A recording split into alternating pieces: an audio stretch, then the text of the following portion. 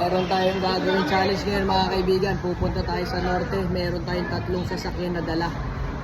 So ang mga kalahok, ang gagawin natin, obserba natin sino pinakamatipid sa diesel sa 3. Ipapa full tank natin automatic. Kaway muna ang mga tropa natin dyan, no?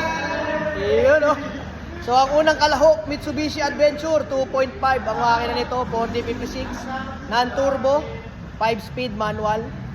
Ang ikalawa, Hyundai Staria 2.2 turbo diesel CRDI. O yan, kaway ulit mga tropa. At ang ikatlong kalahok natin, 1.7 Kia Carens turbo diesel CRDI automatic. So automatic at saka isang 5-speed manual. Full tank tayo dito sa Laguna, Calamba, tapos reset tayo. Sabay takbo tayo ng norte. Pagdating sa norte, full tank tayo ulit. Tingnan natin sino pinakamatakaw ang consumption. Under normal driving lang syempre. Takbong mga 80-100 lang. Subukan natin i-maintain sa ganun. Pero ito ay for fun lang naman. Although yung dalawa sasakyan natin na modelo, meron silang average fuel consumption. Itong Adventure kasi wala. Analog pa kasi yung gauge nito. Pero makikita natin kung talaga sino pinakamatipid mamaya. Alright, andito na tayo ngayon sa La Union. Okay, so ito ang tinakbo namin. 6 hours and 51 minutes. Simula nung kami ay nagpakarga doon sa Laguna. Average 13.1 kilometers per liter. Walang patayan yan sa mga stopover namin. Kaya rin kami mabagal ay dahil traffic din at napakalakas ng ulan sa NLEX. Kung nakita ng mga kasabay natin, may part na zero visibility.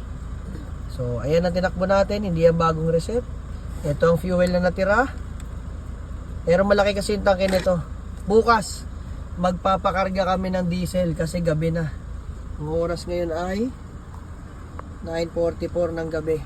Ito na yung ating kalahok, Mitsubishi Adventure. Titignan natin ang kanilang fuel consumption. Sige.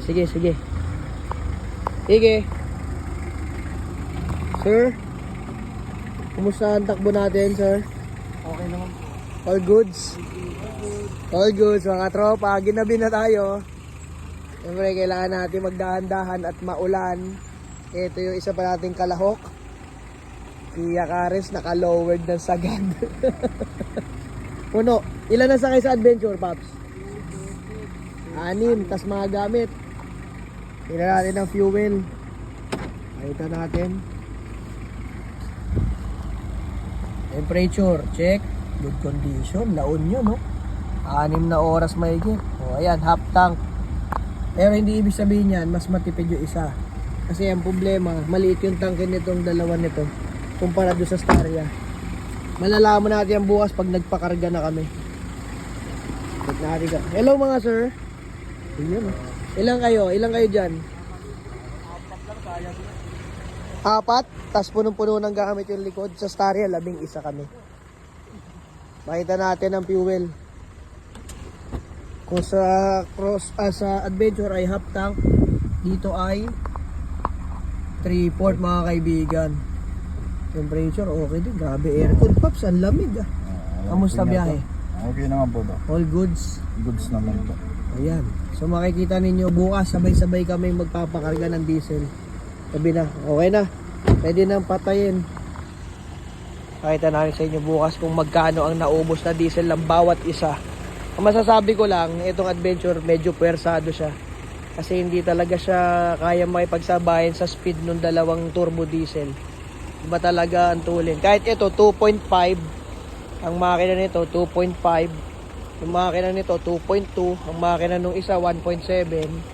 So kung titignan mo sa displacement, siya yung pinakamataas 2.5, no? Pero hindi ibig sabihin nun siya yung pinakamatulin.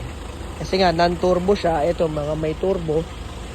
Ito ay 5-speed, ito ay 8-speed, at yung isa ay 7-speed yata yun or 6-speed. Automatic. Nakalimutan ko lang. Check ko mamaya. Ayun lang mga kaibigan. Check in na tayo.